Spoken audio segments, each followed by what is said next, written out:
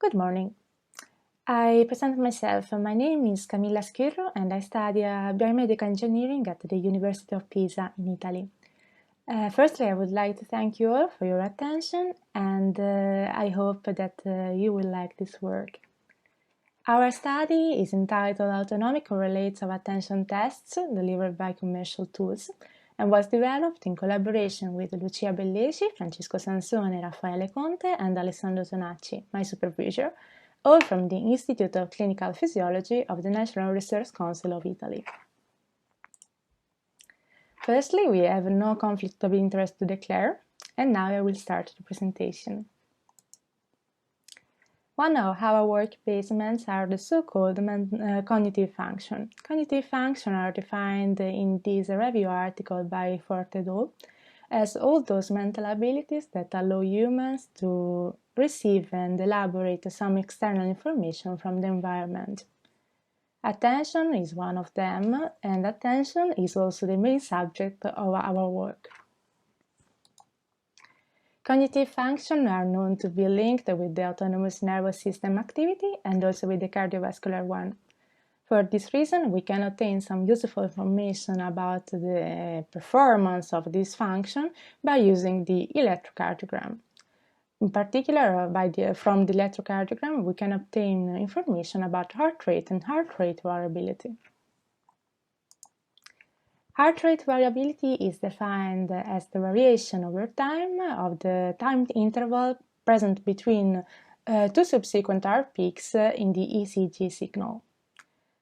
This variable can be displayed in its associated graphic, the tachygram, and by analyzing the tachygram we can obtain some parameters that describes both the activity of parasympathetic and sympathetic nervous system that are the two branches of autonomous nervous system.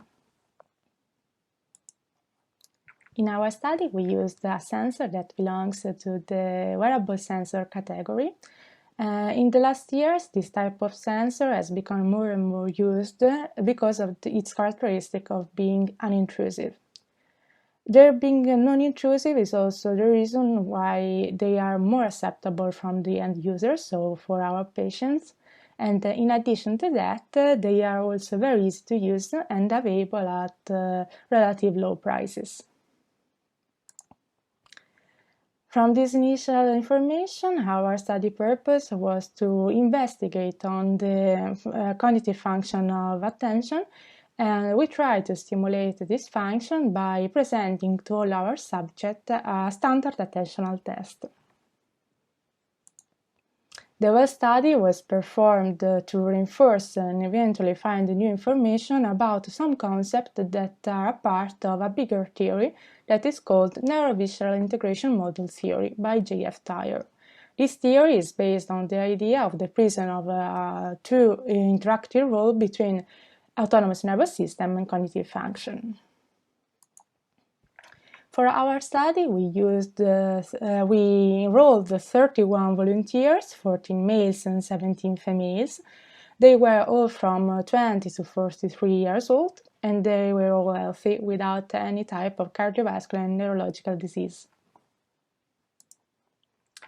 The collection of the data was performed by using a Bluetooth sensor, the SHIM2 ECG, that was worn by the subject by using a cardiofitness-like strap. To sample our signal, we used a sampling frequency of 500 Hz. The experiment was divided into 3 phases: baseline, task, and recovery, in which baseline was the first of the 3 and consisted in 3 minutes of resting state, in which the subject had to stay in silence and without moving. Baseline was followed by the task, in which we presented to the subject our attentional task, and this phase lasted about 3 minutes. And after the task, there was the recovery, that was a phase identical to the baseline, that were 3 minutes of resting state. After and before this experiment, we presented to all the subjects some questionnaire about trait and state anxiety. After collecting our data, we analyze them with a MATLAB interface, and we extract from the ECG signal our tachogram. We analyze this tachogram and we obtain some parameters in both time and frequency domain. The parameters are displayed in this slide. After that, we performed a statistical analysis of the data, and this analysis was divided into two paths according to with the two possible results of the Shapiro-Wilk test of normality. In case of normality of the data, we would use a parametrical comparison test of ANOVA followed by a t-student post-hoc test. In case of not normal data, we would use a non-parametrical comparison test, the test of Friedman, followed by the Wilcoxon signal rank post-hoc test. We also performed a statistical analysis of correlation between the physiological parameters obtained by the electrocardiogram with both the anxiety test results and the attentional task results. In this case, in case of normal distribution of the data, we would use a Pearson test followed by a Benjamin-Jochberg post-hoc test, and in case of not normal data, we would use a Spearman test followed by a Benjamin-Jochberg post-hoc test. In all the cases, we used a threshold of statistical significance, a p-value equal to 0.05. The first result we noticed about our data was the not normal distribution of the data. So we decided to use a non-parametrical approach that is highlighted in the table. From the analysis of the parameters extracted from the ECG, two parameters resulted significant in all the three phases of the experiment, the parameter of SDNN and CSI. In particular, SDNN is a parameter that describes a general autonomic activation. Instead, CSI concentrates on the sympathetic part. Both the parameters were recorded to decrease during the task phase, and after the task phase there was a rise in the transition from the task to the recovery. From the correlation analysis, we noticed two main results. The first was an indirect correlation that linked a lower increase of SDNN and CSI passing from task to recovery with a higher level of state anxiety. In the second case, we noticed a direct correlation between lower reduction of SDNN from baseline to task and a higher trait anxiety level. As I said before, SDNN describes the general activity of the autonomous nervous system. Instead, CSI concentrates on the sympathetic nervous system activation. This branch of the autonomous nervous system is particularly predominant in stressful situations. In both cases, these parameters decreased during the task. The first conclusion we hypothesized about these results was that the decrease of SDNN parameters was due to the sympathetic activity decrease. This could be explained with the fact that SDNN is an index of general autonomic activation, so its value can be influenced by both sympathetic and parasympathetic nervous system. So the presence of the decrease of sympathetic activity could be hypothesized as the main reason of the decrease of SDNN during the task. The decrease of these two parameters during the task can be explained with this fact. In general, situations in which a greater demand of concentration is required are usually linked to a parasympathetic activity. However, we couldn't find increase of parasympathetic activity during the task, but the decrease of sympathetic activity during the same phase can suggest that the parasympathetic branch was predominant during the task. Speaking about the correlation we noticed, the first of the two involved trinity satiety. Trinity satiety is a parameter that describes the level of stress proved by a subject in everyday life. We noticed that subjects with a higher level of trait anxiety have recorded a smaller decrease of sympathetic activity during the task. This could be explained with the fact that everyday anxiety can influence in a negative way the ability of the subject to stay focused on a precise task.